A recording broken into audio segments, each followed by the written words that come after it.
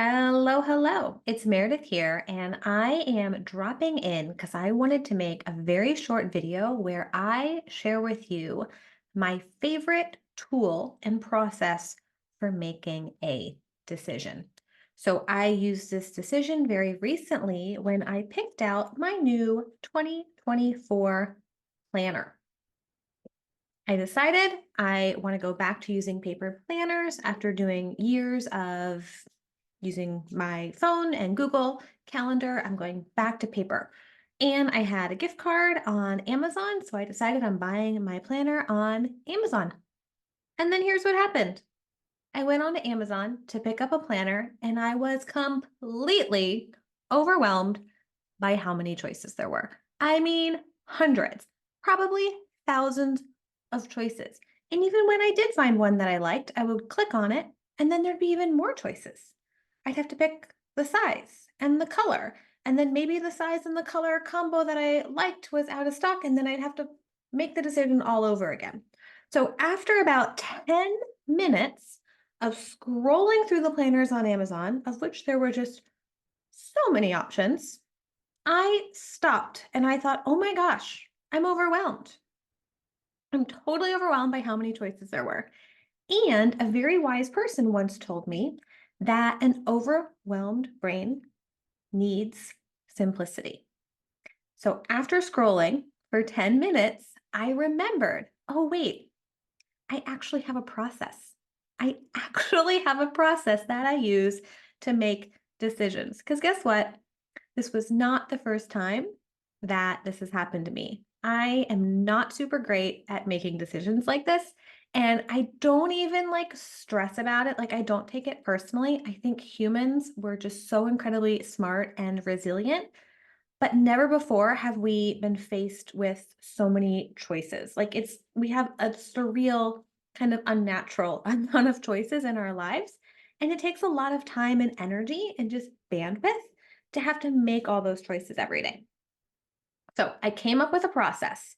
And yes, I was scrolling for a good 10 minutes before I remembered, oh, wait, Meredith, you actually have a process for this.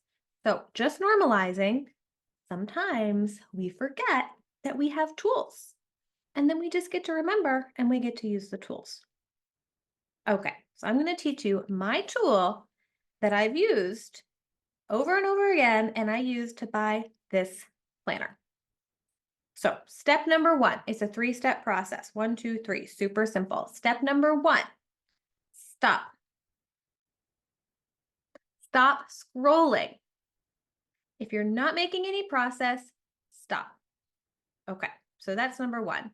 Step two, after you've stopped, is to make a list of your criteria. What are the things you need? What are the things you want? What is it that you're actually looking for? Because if we don't know our wants and our needs, and if we don't have our criteria, how are you going to know when you found it? You're not going to know. It's just like shooting in the dark. You're never going to hit your target. So stop, make your list of what you want. So for my planner, I decided I like this size. I don't know what the dimensions are, but I knew I don't want 8.5 by 11 and I don't want super tiny. I wanted like mid-size. So that was my first thing. I also knew that I wanted black. I have a lot of really beautiful, colorful journals that I keep in my office, but I wanted my planner to just be boring and black. That way, it's easy for me to find. I just look, I'm like, oh, that's black, that's my planner. And number three, how much do I want to spend? I just decided kind of arbitrarily because you could spend $2, you could spend $100, 20 bucks. Okay, I'm going to spend 20 bucks on this planner. So those were my three areas of these are what I was looking for: size, price, and color. So step number three is you make that decision. So the first thing that I find that hits all of the things I want and all of the things I'm looking for, that's the one. I choose it and I buy it and I'm done. Because the drama is in the decision. Once I've made the decision, the drama is over. Look, Is this the world's greatest planner? Like, honestly, I should hope not because it was only $12. I don't expect it to be the world's greatest planner. But I'll tell you what I like about it. I like that I have it. It's here. If I'd never made a decision, I wouldn't have it and it wouldn't be here. And I like that it didn't take me forever to make the decision because that's just not a good use of my time and my energy.